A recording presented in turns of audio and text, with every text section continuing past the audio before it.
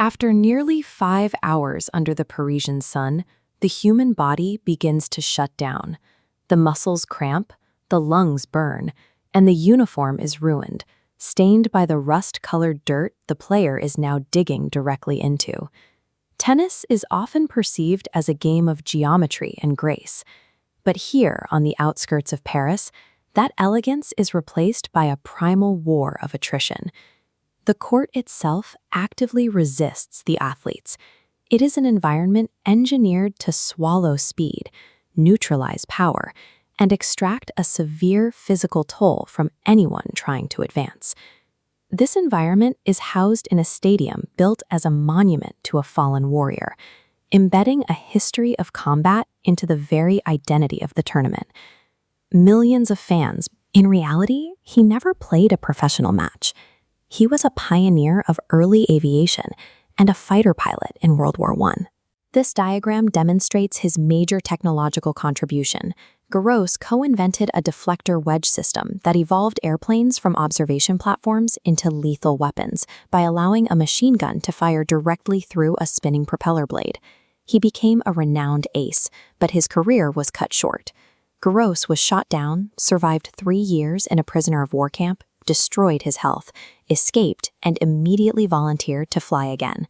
He died in a dogfight over Vouziers, mere weeks before the armistice. When the famous Four Musketeers won the 1927 Davis Cup, the French nation built a massive new stadium to host the rematch. The Stade Français club donated the land on one condition. The stadium had to honor their beloved club member, the fallen aviator Roland Garros. Since its opening in 1928, the stadium has served as a tribute to that spirit of resilience, ensuring that every victory on its grounds is won in the shadow of that sacrifice. The French call the surface terre battue, beaten earth, but the name is an illusion.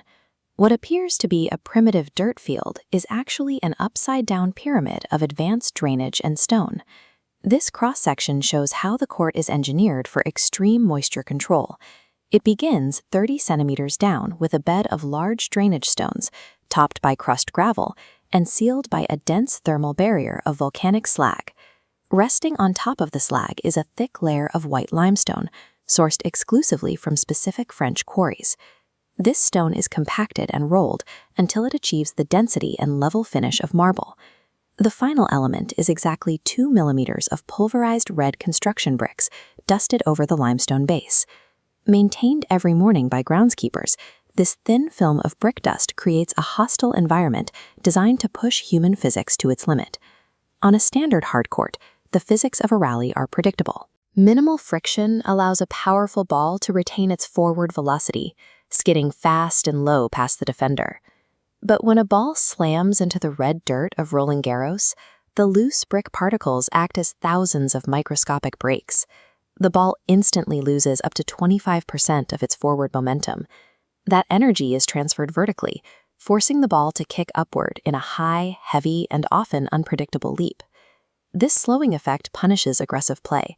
A shot that would be a clean winner on other surfaces slows down enough in Paris to let a defender slide across the dirt and return it, resetting the point.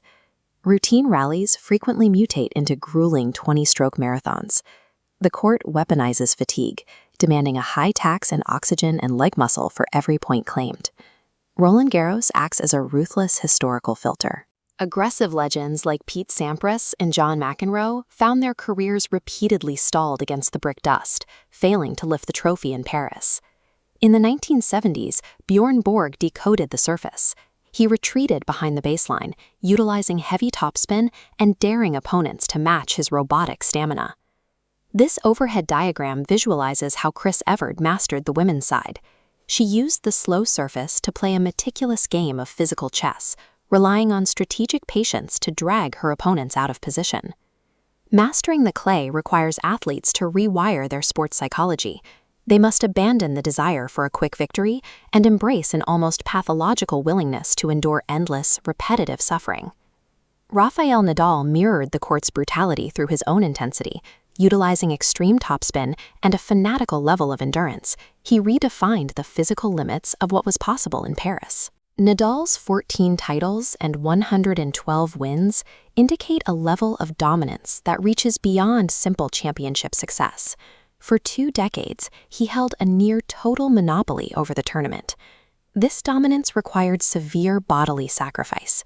Nadal dragged a cartilage-stripped body through the dirt, using numbing agents and willpower to reach the final point. Today, under the modern stadium lights, a demanding Parisian crowd watches athletes battle the unforgiving ground. They act as the audience of a colosseum, expecting players to fight for every inch of red clay. When the matches end and the dust settles, Roland Garros remains a meditation on human resilience. It is an arena built on the truth that greatness cannot be achieved comfortably. It must be painfully dug out of the earth.